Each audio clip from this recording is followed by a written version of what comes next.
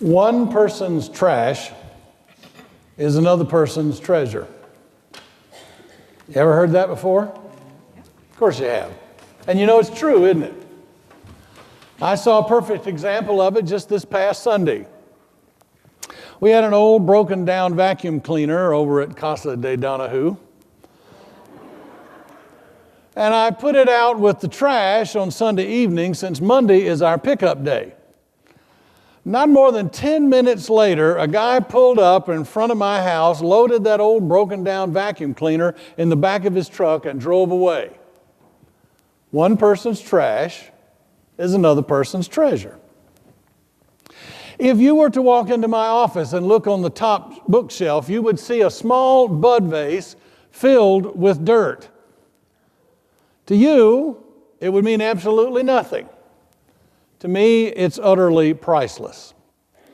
You see, years ago, a friend of mine went to visit some relatives in Atlanta, and when he came home, he said, "You talk all the time about Georgia red clay, so I brought you some."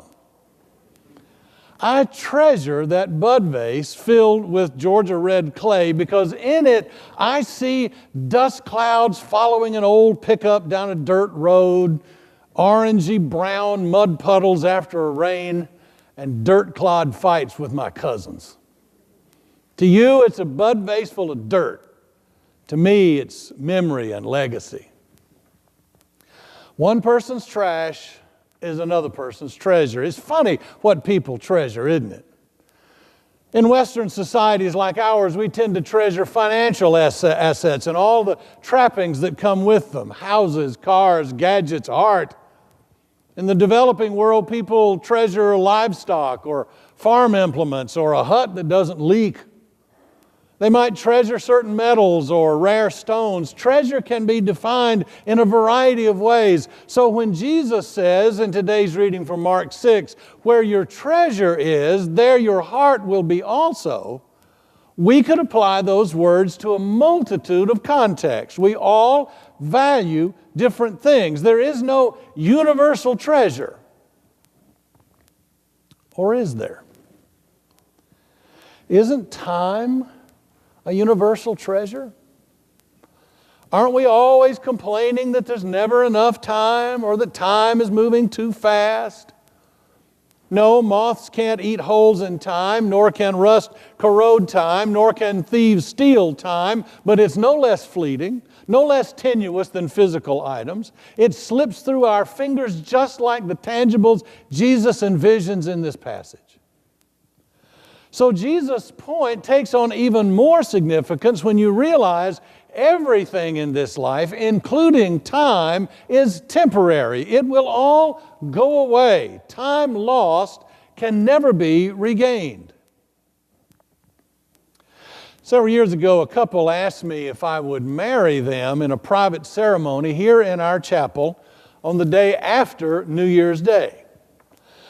I said yes, and then promptly got involved in the usual Christmas shenanigans around here and at our house. And then I flew off to Georgia for a few days, and a couple of days after I got back here to Elgin, I got a phone call. "Paris, this is Dale." I said, "Hey, Dale, how you doing?" He said, "Well, I'm fine, but my fiance and I are here at your church. Did you forget our wedding?" Well, I jumped in my car and drove like a bat out of hell to get here.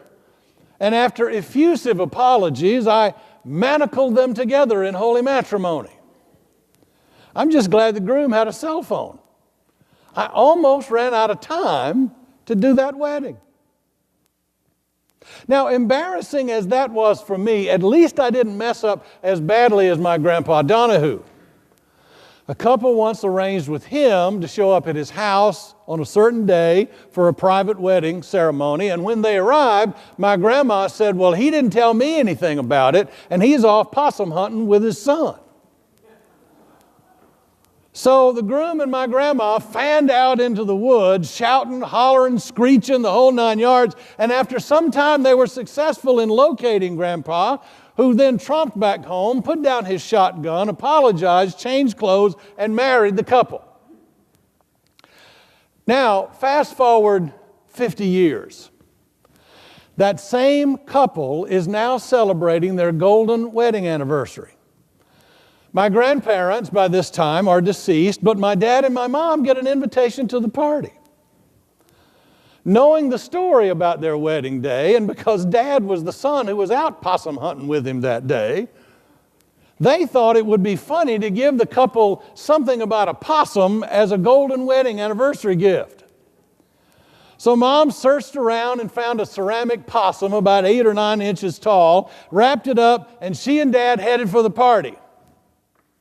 When they got there, they found out the party had been held the day before. They were a day late. They ran out of time. Time is a precious commodity that's no less fleeting than anything else we treasure. That's why Jesus tells us to treasure the kingdom of God above all else. Where your time is, there your heart will be also. What you spend your time on demonstrates what you treasure more than your words can say. I've heard people claim you can tell what somebody really treasures by looking at their bank account. And that's true. But I think a calendar is just as revealing. What someone really treasures is written large over the pages of their calendar, whether it hangs on a wall or is squirreled away in their smartphone. Where your time is, there your heart will be also. Over in today's reading from Acts 16, there's a little word that tells me where Paul's heart was. After he had the vision of the man asking him to come over to Macedonia and help us, we're told, when he had seen the vision, we immediately tried to cross over to Macedonia, being convinced that God had called us to proclaim the good news to them. Now in Greek, the little word is euthus, and it's usually translated immediately, and it implies no time to lose. When Paul heard the call of God, he wasted no time. He immediately set off for Macedonia. You can't help but wonder what would have happened if Paul had just waited around, played a few rounds of golf, binge-watched all the seasons of Game of Thrones, and then said, okay, now let's go to Macedonia. Would Lydia have been there that day at the place of prayer by the river? Would Lydia and her household ever been converted to Christianity? Would all the people Lydia's faith influenced ever had a chance to hear the gospel? Paul knew there was no time to lose. Paul knew that where his time was, there his heart was also. Paul sensed this was a once-in-a-lifetime opportunity. And like Pittsburgh Steelers' Ike Taylor said, you only get a once-in-a-lifetime opportunity so many times. There is no time to lose. Someone once said, opportunity knocked at my door, but by the time I unlocked the chain, pushed back the bolt, turned the 2 locks, and shut off the burglar alarm, it was gone. Does that describe you? Sure describes me all too often. Fear keeps me from sailing off to Macedonia. Fear convinces me I have time to lose, but I don't. Where my time is, there my heart will be also. Perhaps you remember these words. I've quoted them to you before. I have only just a minute, only 60 seconds in it. Forced upon me, can't refuse it, didn't seek it, didn't choose it. But it's up to me to use it. I must suffer if I lose it, give account if I abuse it. Just a tiny little minute, but eternity is in it. We only have so much time to make a difference in our personal lives. We only have so much time to make a difference in our family life. We only have so much time to make a difference in the life of our church, and we only have so much time to make a difference in our relationship with God. Carpe diem, seize the day. There's no time to lose. Last week I mentioned author Robert Fulghum's conversations with Alexander Papadopoulos on the Greek island of Crete. Fulghum also tells a story about the day when he stopped in a little oceanfront cafe on Crete for a cool drink and a bit of shade. It was a monstrously hot day, more than 100 degrees Fahrenheit. The air was as still as an oven, and the cafe was crowded with tourists and locals and waiters zipping between them all. Tempers among the people were rising, and quarrels were starting to break out. And the Greek waiters, who, if you've ever been to Greece, you know they're a surly lot to start with. Those waiters snapped curt answers to patrons or ignored them entirely, only adding to the growing aggravation in the cafe. But at the table next to Fulgham sat a rather attractive couple, well dressed in summer fashions of linen and leather sandals. And while they waited for service, they, unlike everybody else, held hands, they whispered affections, they kissed, they giggled, they laughed. And then suddenly, they stood up, picked up their metal table, carried it down to the ocean, and plunged it into the shallow water of the harbor. The man waded back to the cafe, picked up 2 chairs, and waded back out into the water and placed them at the table gallantly. He pulled the chair out for his lady friend to sit in, and then he sat down himself. Everybody in the cafe was now enthralled. They laughed, they applauded, they cheered, they raised their glasses in toast. And then one of those sour-faced waiters appeared. He paused for a moment, surveying the scene, and then went, meh. And without a word, he picked up a tablecloth and napkins and silverware and waded out into the water and set their table.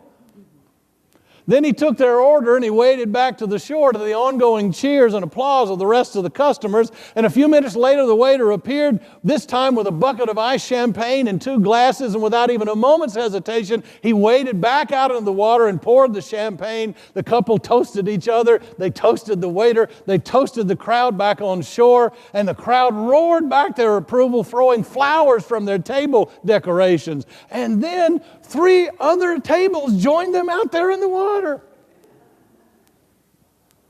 The whole atmosphere shifted from frustration to festival, from sadness to celebration. It was crazy. It was impetuous.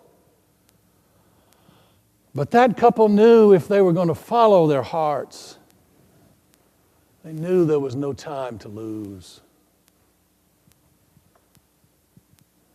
If you and I want to shift from sadness to celebration, maybe we need to do something crazy. Maybe we need to do something impetuous in our relationships, in our church, and in our discipleship. There's no time to lose. There's no time to lose. Amen.